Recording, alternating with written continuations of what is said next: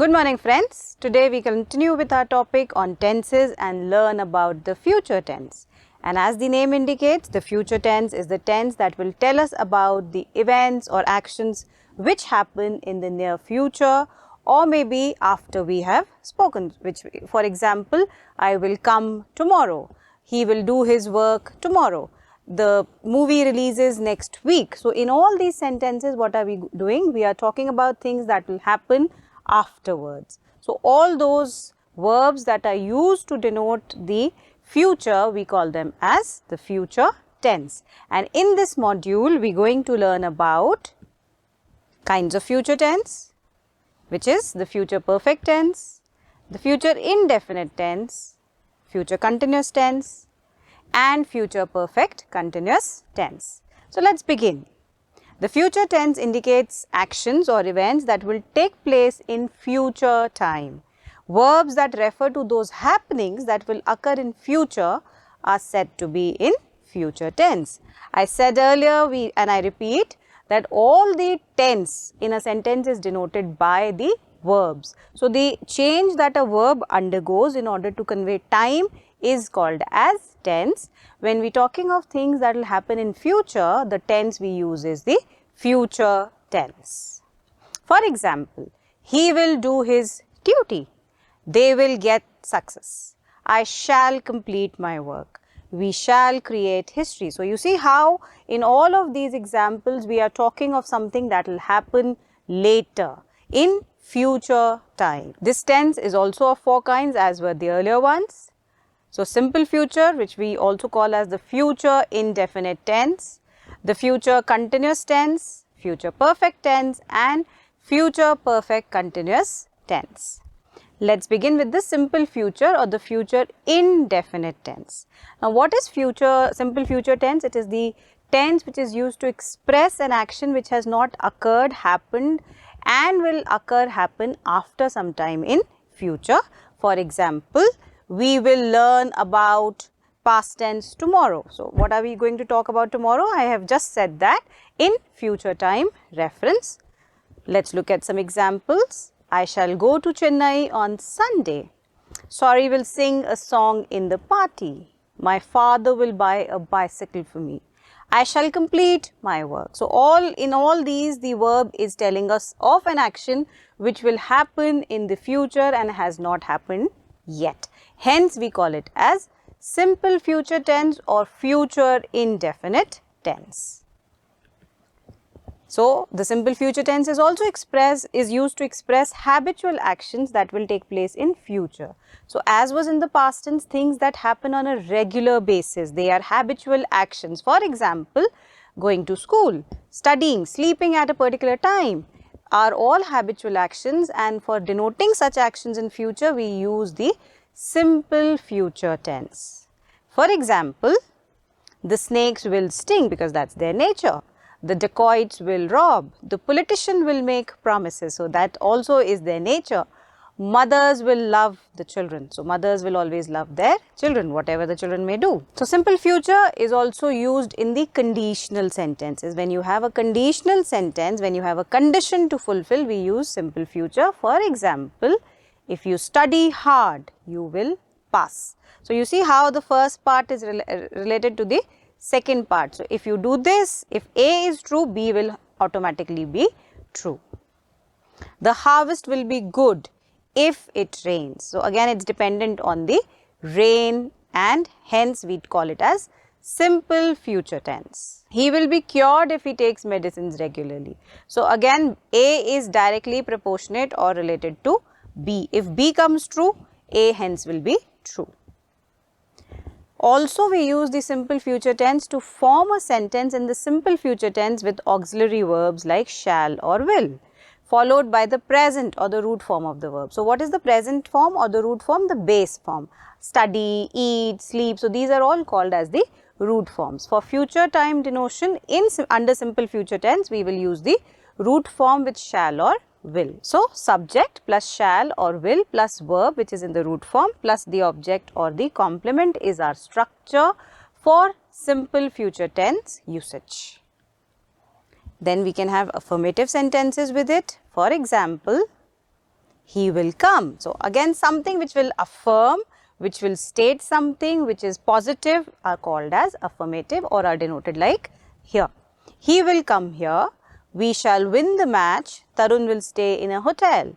I shall come on Monday. So in all these sentences, what we see is denotion of future action or happening or occurrence, but in positive or affirmative sense. Hence, these are called as affirmative sentences. Negative sentences. To form a negative sentence in simple future tense, not is added after shall or will. So, the moment we put this negative word not, the sentence will change to a negative sentence. For example, I shall not go to Hyderabad tomorrow. They will not leave me alone.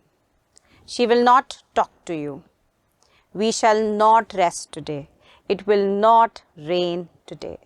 And what is the structure that we are using here? Subject plus shall or will plus not plus verb, again in the root form, plus the object or the complement. Then we come on to the interrogative sentences and forming them in simple future. So, to form an interrogative sentence in the simple future tense, the sentence is started with the auxiliary verb followed by the subject and the verb in the root form. So, what is the structure? Shall or will plus subject plus verb which is in root form plus the object and the complement. For example, will he give you some pens? And then please don't forget the question mark because we are talking of interrogative sentences. Yes. Will they eat mangoes? Shall we talk to the principal to clear the issue? Will he teach English? Coming on next to the simple future tense or the future continuous tense. We use this tense to express an action that has been planned. Moving on, we come on to the future continuous tense. So, what is future continuous tense? It is the tense that is used to express an action that has been planned or is likely to take place in the time to come but will be continuous. For example, my uncle will be waiting for me at the bus station. So, we already know the action that what is going to happen and we call it in continuous tense. We use it as a continuity. Let us look at another example. Next year, he will be studying art in the university. So, it is already a planned action and he will be studying, which means for some period of time. He will be arriving in 10 minutes. I shall be spending my holidays in Missouri. So, the future continuous tense. To form a sentence in future continuous tense, we add be or the be after the auxiliary verb will or shall and then present participle form of the verb. So, look at this: subject plus shall or will plus be plus verb which is in present participle which means ing plus the object or the complement. I shall be teaching active and passive voice tomorrow. So, that is an example for the future continuous tense. Again, in future continuous, we will have affirmative sentences. An affirmative sentence is a sentence that affirms a proposition which confirms or states in positive sense. For example, he will be arriving shortly. Amresh will be singing a song. I shall be studying in my room. I shall be traveling in the train. So, you see in how all of these sentences we have the subject, then we have will or shall plus be plus verb in the present continuous or the participle form with ing and the complement or the object. Hence, these are affirmative sentences in the future continuous tense. Negative sentences. To form a negative sentence in future continuous tense, not is added between the auxiliary verb be. For example, subject plus shall or will plus not plus be plus verb in ing plus the object or the complement. Let us look at the example. I shall not be reading a book tomorrow. You will not be driving a car. We shall not be going. The boys will not be making a noise. Coming on to interrogative sentences in future continuous tense.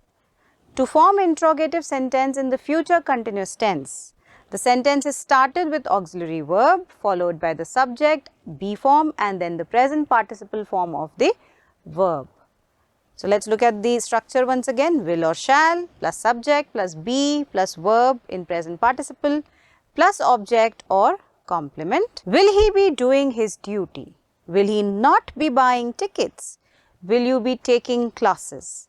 Shall we be coming to school in August? So, you see how we talking of an action which will happen, we confirming rather, we checking, we asking about an action that is going to happen in future, and we use the interrogative sentence in future continuous tense form. Next we come on to the future perfect tense. This is the third form, and the future perfect tense is used to express an action that will have been completed at a given time in the future. So, for example, he will have become minister by June. So, something which is decided is going to happen at a point in future. We will have purchased a house by next year. We shall have come by 10 p.m. So, that is already decided. So, to form a sentence in future perfect tense, we use auxiliary verb shall have or will have followed by past participle form of the verb. The other two we were using the present participle which was ing. Now, we are using the past participle form of the verb. So, what is our structure? Subject plus shall or will plus have, because we are talking of future reference, plus verb in the past participle plus object or the complement. They will have reached by 12 o'clock tomorrow. So, it is something which is decided will happen. We are sure about it. He will have deposited money in the bank by next Monday. So, these are affirmative sentences in future perfect tense. Let us look at the negative sentences. To form negative sentence in the future perfect tense, not is added between shall, will and have.